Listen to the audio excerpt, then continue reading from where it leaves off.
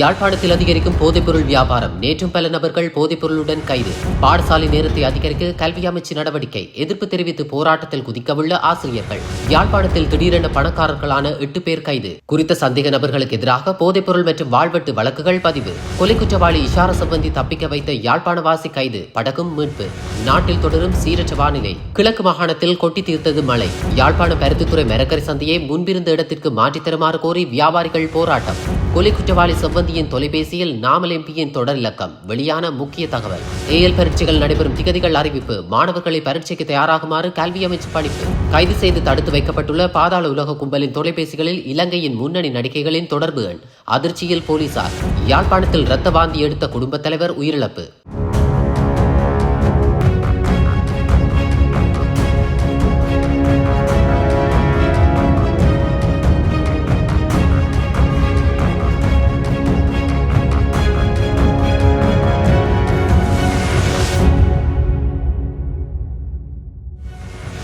செவ்வந்தியின் தொலைபேசியை பரிசோதனை செய்தவர்களுக்கு தான் தெரியும் என்னை எவ்வாறு அவருடைய தொலைபேசியில் சேவ் செய்துள்ளார் என்று.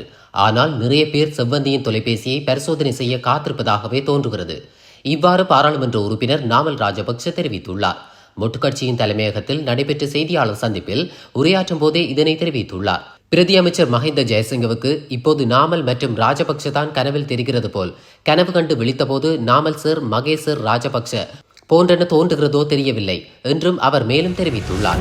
மட்டக்களப்பு மாவட்டத்தில் நேற்று பிற்பகல் முதல் பலத்த காற்றுடன் மழை பெய்து வருகின்றது. அத்துடன் மின்சாரமும் இடையிடையே தடைப்பட்டு வருவதாக மக்கள் தெரிவித்துள்ளனர். பலத்த காற்றுடன் மாவட்டத்தின் களுவாஞ்சிக்குடி, ஆரியம்பதி, காத்தான்குடி, வெள்ளாவளி, பட்டிப்பளை உள்ளிட்ட பல பிரதேசங்களிலும் மழை பரவலாக பெய்து வருவதாக மட்டக்களப்பு மாவட்ட அனர்த்த முகாமைத்துவ பிரிவின் உதவி பணிப்பாளர் ASCR தெரிவித்துள்ளார்.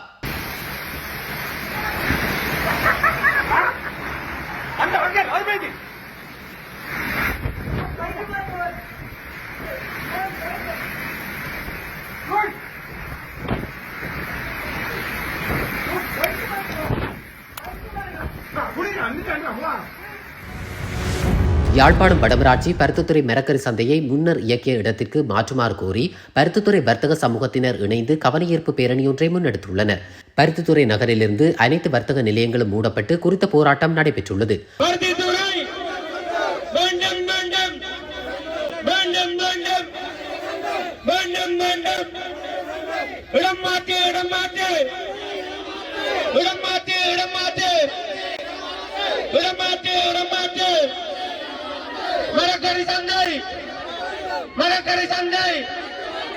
அரசியல் ஆதிக்கம் காரணமாக இந்த விடயம் மக்களுடைய குரல் ஏறி மிதிக்கப்பட்டு அந்த குரல் வலை நசுக்கப்பட்டு அதிகார வர்க்கம் எனக்கு இருக்கின்ற அந்த கட்டட அதிகாரத்தின் மூலமாக மக்கள் விரோதமான செயல்பாட்டை இங்க நிகழ்த்தி இருக்கிறது. இதன் காரணமாக தான் பொருத்தமற்ற இடத்திலே அந்த சந்தை அமைக்கப்பட்டிருக்கிறது.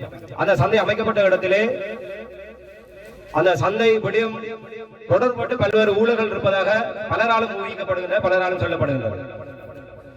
அப்படி இருக்கின்ற ஒரு பொருத்தமான இடத்துல எப்போது ஒரு அரை மணி நேரம் மழை பெய்தால் கூட அந்த இடத்துல வெள்ளம் நிற்கக்கூடிய நிலைமைதான் இருக்கின்றது.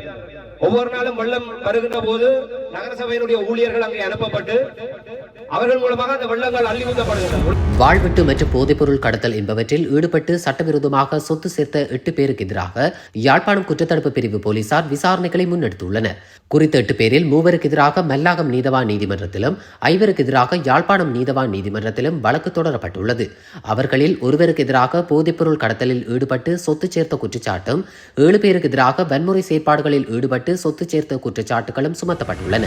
வெலிகம பிரதேச சபை தலைவர் லசந்த விக்ரமசேகரவை சுட்டுக் கொன்ற துப்பாக்கிதாரி குறித்து சில தகவல்கள் வெளியாகியுள்ளதாக போலீசார் தெரிவித்துள்ளனர். சந்தேக நபர் பெரும்பாலும் பாதுகாப்பு படையிலிருந்து தப்பிச் சென்றவர் என சந்தேகிக்கப்படுவதாகவும் போலீசார் தெரிவித்துள்ளனர். வெலிகம பிரதேச சபை தலைவர் லசந்த விக்ரமசேகர கடந்த புதன்கிழமை பிரதேச சபையின் தலைவரின் உத்தியோகபூர்வ அறையில் வைத்து சுட்டுக் கொல்லப்பட்டமை குறிப்பிடத்தக்கது.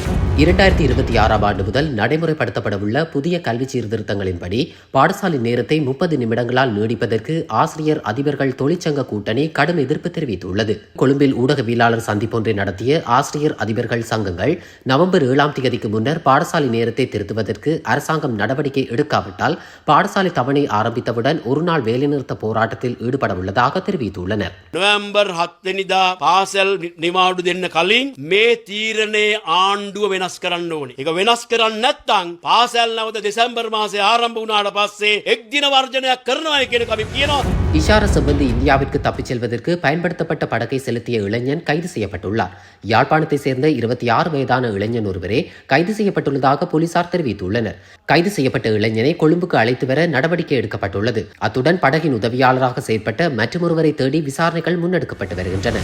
நாட்டில் நிலவும் பலத்த காற்று, கனமழை மற்றும் கொந்தளிப்பான கடல்நிலை குறித்து வளிமண்டலவியல் திணைக்களம் அறிக்கை ஒன்றை வெளியிட்டுள்ளது. குறித்த அறிக்கையின்படி வங்காள விரிகுடா கடற்பகுதியில் பயணிக்கும் பல நாள் மீன்பிடி படகுகள் அவதானமாக இருக்குமாறு அறிவுறுத்தப்பட்டுள்ளன. காலை 10 மணிக்கு வெளியிடப்பட்ட இந்த அறிவிப்பு அடுத்த 24 மணி நேரத்திற்கு செல்லுபடியாகும் என தெரிவிக்கப்பட்டுள்ளது.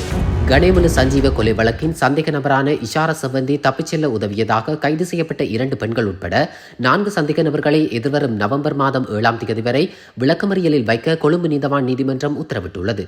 கொழும்பு பிரதான நீதவான் அசங்க எஸ் போதரகம கொழும்பு குற்றப்பிரிவின் அதிகாரிகளும் பிரதிவாதி தரப்பு சட்டத்தரணிகளும் முன்வைத்த வாதங்களை கருத்தில் கொண்டு இந்த உத்தரவை பிறப்பித்துள்ளார். யாழ்ப்பாண நகரில் மோட்டார் சைக்கிளில் கஞ்சாவை கடத்தி சென்ற இளைஞர் ஒருவர் போலீசாரால் நேற்று கைது செய்யப்பட்டுள்ளார். வட்டுக்கோட்டை சுழிபுரம் பகுதியைச் சேர்ந்த 37 வயதுடைய நபரே இவ்வாறு கைது செய்யப்பட்டுள்ளார். யாழ்ப்பாணம் மாவட்ட குற்றத்தடுப்பு பிரிவு போலீசாருக்கு கிடைத்த ரகசிய தகவலுக்கு அமைய சந்தேகத்திற்கிடமான முறையில் பயணித்த மோட்டார் சைக்கிளை சோதனையிட்ட போதே கஞ்சா கைப்பற்றப்பட்டுள்ளது. 2025ஆம் ஆண்டுக்கான கல்வி பொதுத்தராதர உயர்தர பரீட்சை நவம்பர் 10ஆம் தேதி ஆரம்பிக்கப்படும் என அறிவிக்கப்பட்டுள்ளது. குறித்த அறிவிப்பை பரீட்சைகள் திணைக்களம் வெளியிட்டுள்ளது. அதன்படி நவம்பர் 10ஆம் தேதி முதல் டிசம்பர் 5ஆம் தேதி வரை 2362 பரீட்சை மையங்களில் பரீட்சை நடைபெறும் என்றும் திணைக்களம் தெரிவித்துள்ளது.